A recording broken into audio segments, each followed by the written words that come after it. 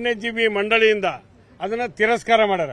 ಅದಕ್ಕೆ ನಾವು ಮಾನ್ಯ ಮುಖ್ಯಮಂತ್ರಿಗಳಿಗೆ ಮನವಿ ಸಲ್ಲಿಸಿ ನಮ್ಮ ಉತ್ತರ ಕರ್ನಾಟಕದ ಜೀವನಾಡಿಯಾದಂಥ ಮಲಪ್ರಭಾ ನದಿಗೆ ಮಹದಾಯಿ ಕಳಸಾ ಬಂಡೂರಿ ನೀರು ಕೂಡಿಸಲೇಬೇಕಾಗಿದೆ.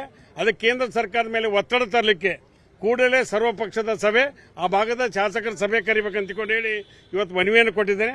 ಅದಕ್ಕೆ ಮಾನ್ಯ ಮುಖ್ಯಮಂತ್ರಿಗಳು ನಾವು ಶೀಘ್ರವಾಗಿ ಇದ್ರ ಬಗ್ಗೆ ವಿಚಾರ ಮಾಡಿ ಸಭೆಯನ್ನು ಕರಿತೀವಿ ಅನ್ನುವಂಥ ಮಾತನ್ನು ಹೇಳ್ಯಾರ. ಅದಕ್ಕೆ ನಮ್ಗೆ ಹೇಳ್ತಕ್ಕಂಥದ್ದು, ಚುನಾವಣೆ ಪೂರ್ವದಲ್ಲಿ ಬಿಜೆಪಿಯವರು ಸಾಕಷ್ಟು ಭಾಷಣ ಮಾಡಿದ್ರು, ಮಹದಾಯಿ ನಾವು ಮಾಡೇ ತೀರ್ತೀವಿ ಅಂತ ಹೇಳಿದ್ರು. ಇವತ್ತು ಯಾಕೆ ನೀವು ಮರೆತ್ರಿ? ಅದಕ್ಕೆ ನಾನು ವಿಶೇಷವಾಗಿ ನಮ್ಮ ಭಾಗದ ಸಂಸದರಂತ ಮತ್ತು ಕೇಂದ್ರ ಸಚಿವರಂತ ಪ್ರಹ್ಲಾದ್ ಜೋಶಿ ಸಾಹೇಬರಿಗೆ ನಮ್ಮ ಇಡೀ ಉತ್ತರ ಕರ್ನಾಟಕದ 4 ಜಿಲ್ಲೆ 13 ತಾಲೂಕಿನ ಜನರ ಪರವಾಗಿ ಮನವಿ ಮಾಡ್ತೇನೆ. ಈ ಯೋಜನೆಯನ್ನು ಜಾರಿ ಮಾಡಬೇಕು ಅನ್ನುವಂಥ ಒತ್ತಾಯವನ್ನು ಮಾಡಿ ಕೇಂದ್ರ ಸರ್ಕಾರದಿಂದ ಅನುಮತಿ ಕೊಡಿಸಬೇಕು, ಆ ಕಾಮಗಾರಿ ಪ್ರಾರಂಭ ಮಾಡಬೇಕು ಅನ್ನುವಂಥ ಒತ್ತಾಯಕ್ಕೆ ಮನವಿಯನ್ನು ಕೊಡಲಾಗಿದೆ. ವನ್ಯಜೀವಿ ಮಂಡಳಿಯಿಂದ ಅದನ್ನು ತಿರಸ್ಕಾರ ಮಾಡ್ಯಾರ. ಅದಕ್ಕೆ ನಾವು ಮಾನ್ಯ ಮುಖ್ಯಮಂತ್ರಿಗಳಿಗೆ ಮನವಿ ಸಲ್ಲಿಸಿ ನಮ್ಮ ಉತ್ತರ ಕರ್ನಾಟಕದ ಜೀವನಾಡಿಯಾದಂಥ ಮಲಪ್ರಭಾ ನದಿಗೆ ಮಹದಾಯಿ ಕಳಸಾ ಬಂಡೂರಿ ನೀರು ಕೂಡಿಸಲೇಬೇಕಾಗಿದೆ. ಅದಕ್ಕೆ ಕೇಂದ್ರ ಸರ್ಕಾರದ ಮೇಲೆ ಒತ್ತಡ ತರಲಿಕ್ಕೆ ಕೂಡಲೇ ಸರ್ವಪಕ್ಷದ ಸಭೆ, ಆ ಭಾಗದ ಶಾಸಕರ ಸಭೆ ಕರಿಬೇಕಂತ ಹೇಳಿ ಇವತ್ತು ಮನವಿಯನ್ನು ಕೊಟ್ಟಿದ್ದೇನೆ. ಅದಕ್ಕೆ ಮಾನ್ಯ ಮುಖ್ಯಮಂತ್ರಿಗಳು ನಾವು ಶೀಘ್ರವಾಗಿ ಇದ್ರ ಬಗ್ಗೆ ವಿಚಾರ ಮಾಡಿ ಸಭೆಯನ್ನು ಕರಿತೀವಿ ಅನ್ನುವಂಥ ಮಾತನ್ನು ಹೇಳ್ಯಾರ. ಅದಕ್ಕೆ ನಮ್ಗೆ ಹೇಳ್ತಕ್ಕಂಥದ್ದು, ಚುನಾವಣೆ ಪೂರ್ವದಲ್ಲಿ ಬಿಜೆಪಿಯವರು ಸಾಕಷ್ಟು ಭಾಷಣ ಮಾಡಿದ್ರು, ಮಹದಾಯಿ ನಾವು ಮಾಡೇ ತೀರ್ತೀವಿ ಅಂತ ಹೇಳಿದ್ರು. ಇವತ್ತು ಯಾಕೆ ನೀವು ಮರೆತ್ರಿ? ಅದಕ್ಕೆ ನಾನು ವಿಶೇಷವಾಗಿ ನಮ್ಮ ಭಾಗದ ಸಂಸದರಂತ ಮತ್ತು ಕೇಂದ್ರ ಸಚಿವರಂತ ಪ್ರಹ್ಲಾದ್ ಜೋಶಿ ಸಾಹೇಬರಿಗೆ ನಮ್ಮ ಇಡೀ ಉತ್ತರ ಕರ್ನಾಟಕದ 4 ಜಿಲ್ಲೆ 13 ತಾಲೂಕಿನ ಜನರ ಪರವಾಗಿ ಮನವಿ ಮಾಡ್ತೇನೆ.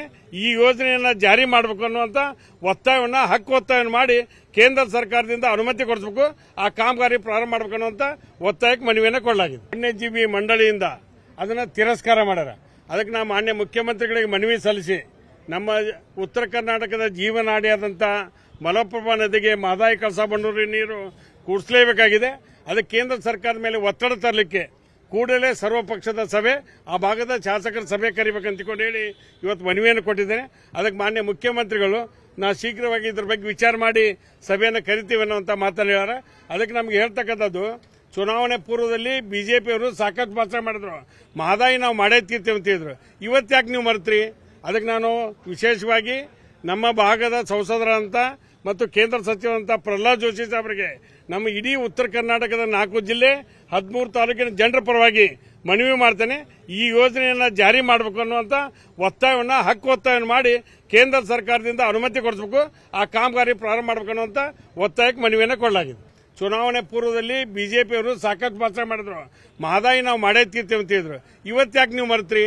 ಅದಕ್ಕೆ ನಾನು ವಿಶೇಷವಾಗಿ ನಮ್ಮ ಭಾಗದ ಸಂಸದರಂತ ಮತ್ತು ಕೇಂದ್ರ ಸಚಿವರಂತ ಪ್ರಹ್ಲಾದ್ ಜೋಶಿ ಸಾಹೇಬರಿಗೆ ನಮ್ಮ ಇಡೀ ಉತ್ತರ ಕರ್ನಾಟಕದ 4 ಜಿಲ್ಲೆ 13 ತಾಲೂಕಿನ ಜನರ ಪರವಾಗಿ ಮನವಿ ಮಾಡ್ತೇನೆ.